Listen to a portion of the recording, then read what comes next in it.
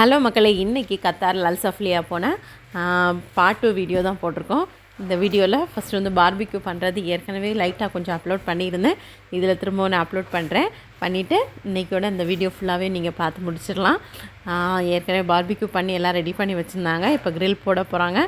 அதை பார்பிக்யூ பண்ணுறதுக்காக எல்லாம் ரெடி பண்ணி வச்சுட்டு இருக்காங்க. இதில் வந்து என்ன ஒரு பெனிஃபிட் அப்படின்னு சொன்னால், பிள்ளைங்க வந்து நல்லா என்ஜாய் பண்ணுவாங்க. என்டர்டைன்மெண்ட் நல்லா இருந்துச்சு. ஆனால் வந்து நமக்கு ஸ்விம்மிங் தெரியலை அப்படின்னாலுமே ஓரளவு நம்ம வந்து சமாளிச்சிடலாம். அந்த அளவுக்கு வந்து நம்ம இங்கே நல்லாவே விளையாடலாம். நமக்கு ரைடிங் இங்கே வேறு எந்த இதுவும் இல்லை. ரைடுக்கு போகலாம், எந்த ரைடு இருக்குனாலும் நம்ம போகலாம். ஆனால் வந்து அதுக்கு ஸ்விம்மிங் தெரியணும் அப்படின்னு கிடையாது. பட் வந்து நமக்கு ஸ்விம்மிங் தெரிஞ்சிருந்தால் ரொம்ப நல்லா இருந்திருக்கும் அப்படின்னு தான் ஃபீல் பண்ணோம். ஆனால் உப்பு தண்ணியாக இருக்கிறதுனால ஐயோ உப்பு வாயில் பட்டால் ஒரு மாதிரி இருக்குமே அப்படின்னு சொல்லிட்டு தான் இந்த கீழே இறங்காமலே இருந்தது. இப்போ பனானா ரைட் போயிட்டுருக்கோம். பனானா ரைடில் இதாக போயிட்டுருக்காங்க அழகாக. பனானா ரைடில் என்னென்னா ரொம்ப ஃபாஸ்ட்டாக போயிடுச்சு அப்படின்னு சொன்னால் கீழே விழுந்துருவோம். கீழே விழுந்தாச்சு அப்படின்னா திரும்ப தத்தளிச்சிட்டு இருக்கணும் அப்படின்னு இல்லை. உடனே வந்து நம்ம லைஃப் ஜாக்கெட் போட்டிருக்கிறதுனால நமக்கு எந்த ஆபத்தும் இல்லை. ரொம்ப எல்லாம் நம்ம மூழ்கல மாட்டோம். அப்படி நமக்கு நீச்சல் தெரியலை அப்படின்னு சொன்னால் நம்மளுடைய ஃப்ரெண்ட்ஸோ இல்லைன்னா அந்த கப்பலில் இருக்கிறவங்களே வந்து நம்ம போட்டில் இருக்கிறவங்க வந்து நம்மளை காப்பாற்றிடுவாங்க. அதனால் ஒன்றும் பிரச்சனை இல்லை. கண்டிப்பாக நீங்களும் இந்த மாதிரி ட்ரை பண்ணுங்கள் ஒரு தடவை.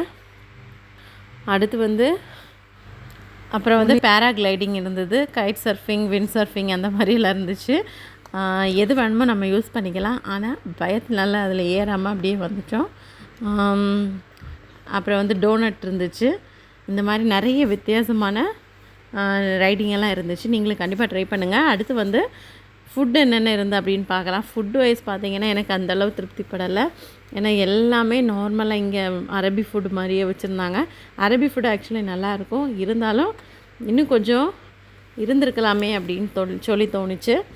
பரவாயில்ல, ஆனால் நம்ம கடலூர்காரங்க தான் சமைக்கிறாங்க. இந்தியன் ஃபுட் நிறைய இருக்கும் அப்படின்னு எதிர்பார்த்தோம். ஆனால் வந்து இந்தியன் ஃபுட் அந்த அளவுக்கு இல்லை. எல்லாருமே இந்த பிரியாணி, அதுக்கப்புறம் வந்து சிக்கன் பார்பிக்யூ, அப்புறம் வந்து சாலட் அந்த மாதிரி தான் எடுத்து சாப்பிட்டாங்க. இது வந்து பீஃபு. அடுத்தது சிக்கன் விங்ஸில் பண்ணியிருந்தாங்க. அதான் அந்தளவு டேஸ்ட் இல்லை. இது நல்லா இருந்துச்சு. அது ஒயிட் பாஸ்தா, அது டேஸ்ட் வந்து டிஃப்ரெண்ட்டாக இருந்துச்சு. அப்புறம் நூடுல்ஸ், இது நல்லா இருந்துச்சு. அதுக்கப்புறம் வந்து